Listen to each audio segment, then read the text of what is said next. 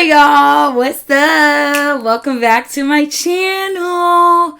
If you're new, go ahead and subscribe because this is a great safe place. You know, we love each other here. And it's like, why wouldn't you want to subscribe? You know, like, you already watching this video, you might as well. So also, before we get started, go ahead and follow if you haven't already to stay civically engaged and informed and you live in the city of Atlanta.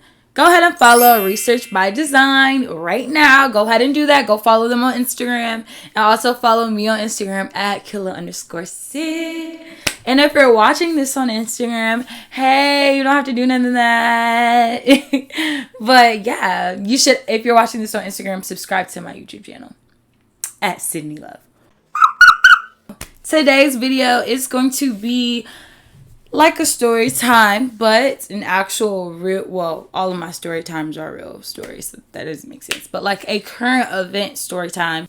So with that being said, go ahead and get your popcorn, get your food, get your drinks, because it's about to get real juicy up in here, okay? So some of you have already, like, you know, heard about this. And some of you may not, you know, it's okay. If you haven't heard about it, girl, I'm about to tell you about it. So it all starts with this family from Arizona that moves to Idaho. The mother of this family, her name is Lori Vallow. And Lori has two children, Josh Vallow, who is 7 years old, and Tylee, who is 17. They moved to Idaho in hopes of just kind of like starting a new life and stuff. And their mom was marrying a new guy named Chad Daybell. Hold that thought on Mr. Chad, y'all. Hold that thought on Mr. Chad, please. Like I said, Lori literally just got married to this guy named Chad Daybell. Chad is I guess we gonna keep it classy on my channel because I don't have time for anybody coming to sue me. I don't have time for it. But we're going to keep it classy and say he was a religious leader and an alleged cult leader. Doomsday cult leader. So they were just basically very obsessed with the end of the world. Like everything's coming to the end and the second coming of Jesus Christ, pretty much. They even were featured on a podcast called Preparing a People.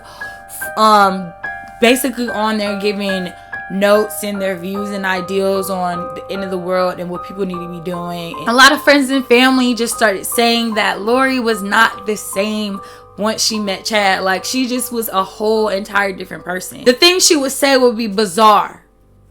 Her mom, nonetheless, said that she was turned into a monster, pretty much.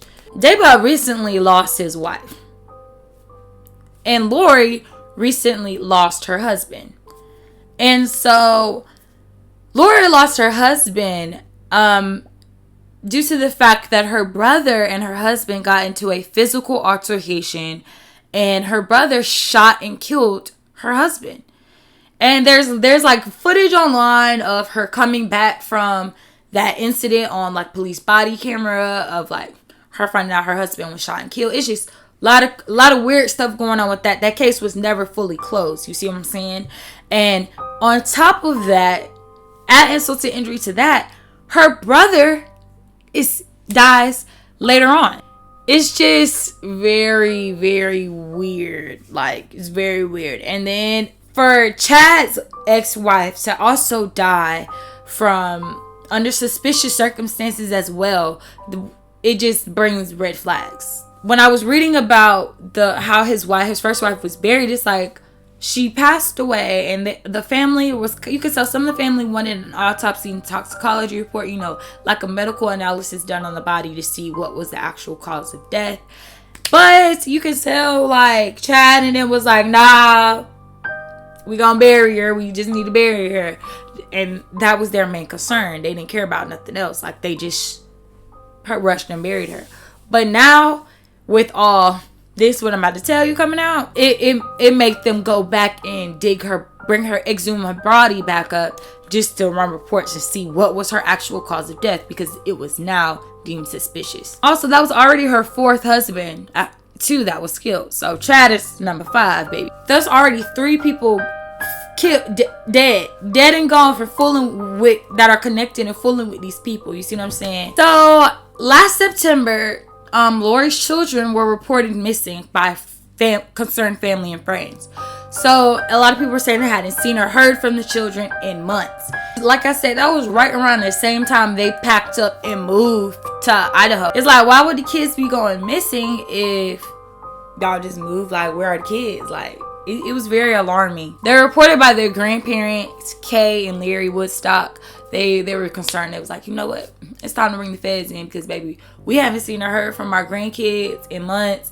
And, like, we don't know what this woman got going on. And then after that, after they reported missing, Lori was served a court order by the Idaho police to, like, physically prove, like, the kids were okay. So if she could not prove that the kids were physically well, like their physical human persons were okay, then she was gonna be in some deep okay.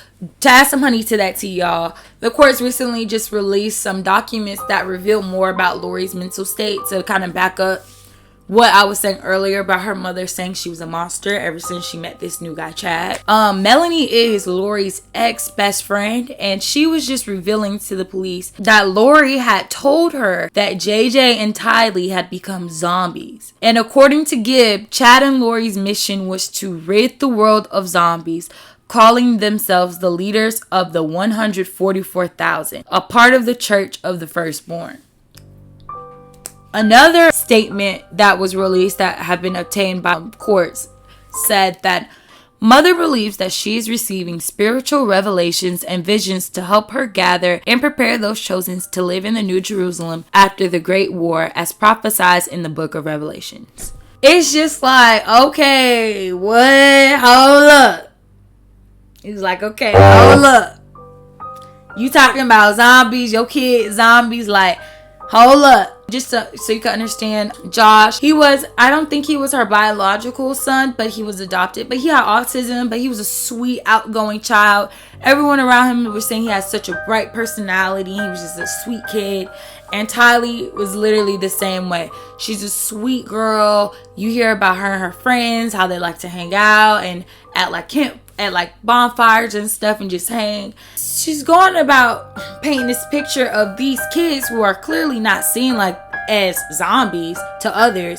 She's making it seem like they're zombies and just, you know, basically like bad seeds, like lost souls, pretty much. Now, let's take a moment and breathe and think about all the stuff that we have covered so far.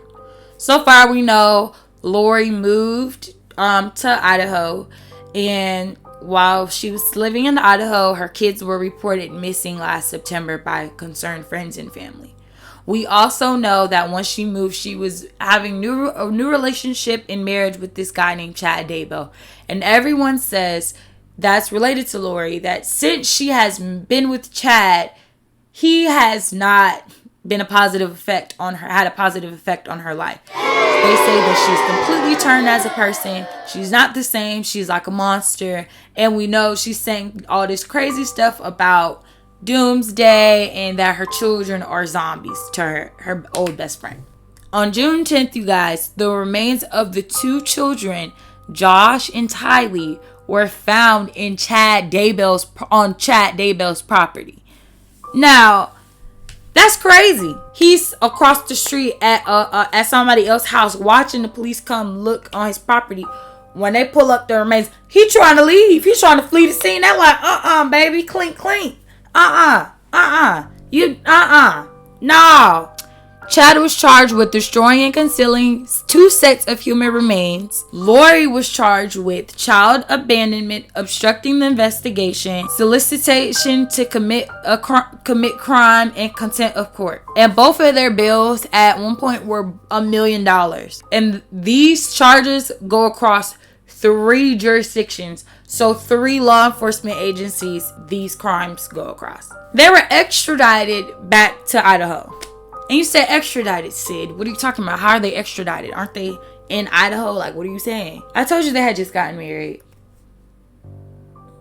Right? I told y'all that. These people were in Hawaii, living their best lives. Yeah, so like literally they're in Kauai living it up, tooted up, booted up, having a good time playing ukuleles. But there's literally 700 photos of them taking pictures on the beach, living it up. Literally, that was 13 days after his wife had her memorial service.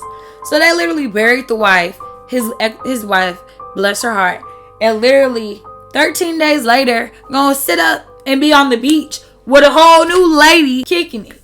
Like, what? It's just crazy to me how neither one of them have been charged with murder yet. They also said that Lori was fooling with Chad before her husband died. So she had been known him for a long time. So this is not like somebody new she just met. Like, she been knowing him, and her ex-husband's dead. His ex-wife is dead, and her brother that was involved with that is dead, and her 2 kids who saw her ex-husband get killed are also dead. So it's just like, what is going on? Lori has a court date set for January 2021, and no plea has been put in on her behalf about like how she's going to plead in court. But her attorney said that she's going to do everything in her power to defend herself against the charges. So maybe she's going to plead not guilty. Chad already said, Mr. Daybell said he's pleading not guilty off rip. So, I mean, like I said, I don't know what they are smoking or snorting or popping, because baby, the 2 kids' dead bodies were found on your property. So you have something to do with it. Like, and people, it's crazy. People were reporting that he was saying like, oh, he killed a raccoon out there and he was burning the body and all kinds of stuff. And when they thinking about it, the police was like, we didn't find no raccoon remains or no animal remains on the property at all. Like, we found human remains. That was, Tylee's body was burnt, and Josh's body, they said they found his body wrapped up in plastic. So it's just like, what were you burning, sir? Like, you don't know what's going down on your property, like, because you live there. It's not like you just, oh, I don't know, I don't have nothing to do with that. Like, yes, you do. A former classmate on Instagram had a very, very thoughtful post about Tylee, and he says this, y'all. I keep seeing so many things on the news about Tylee, JJ, and their family. What happened to them is something I haven't come to terms with and probably won't for a good while. It's something you only think would ever happen to people you don't know, not people you have memories with. I remember several times where a group of kids and misfits from Perry High School would mess around playing games and burning couches in the desert, and Tylee had a home there. I wasn't one of her best friends, and there were a lot of people who knew her better than me, but she still was a part of my memories as a kid. I hate how a part of our memories are gone with her, and how little time she had to make those memories. Tylee and her brother deserve more than this, and it's all because of their guardians' actions that they can't continue making memories. I'm not going to call them her parents. They don't fit or deserve those implications that come from such a title. When I found out what happened, I didn't know how to react. I texted one of my friends who was really close to her and echoed similar words to how I felt. He felt numb. All of our lives, we're told that our families love us and care for us and how they protect us from bad things out in the world. Tylee and her brother lived in a short and very different reality, and I feel both anger and sorrow for the situation they were given. When I heard the news about the 2 sets of remains being found on Chad Daybell's property, I honestly had nothing I wanted to say about what happened. I spent the entire evening thinking about it and how it broke all the rules of what I believe family stood for. You honestly can't say much of actual merit when something like this happens. That's why writing this is hard. I'm just an 18-year-old kid who's barely out of high school, and I haven't been around that long. But then again, Tylee Ryan was only 17, Joshua Vallow was 8. I pour my heart out to everyone who knows anyone affected by the actions of Lori Vallow and Chad Daybell, and we all pour our hearts out to Tylee and JJ. It's just really sad when you hear about how that their selfish actions like that, irrational selfish actions like that, affected so many people. So hopefully Tylee and Joshua get justice that they deserve. Go ahead and leave a comment and tell me what you think about this story. I hope y'all liked it. I'll see y'all next time. Don't forget, like, comment, and subscribe and share. And I'll see y'all later. Bye.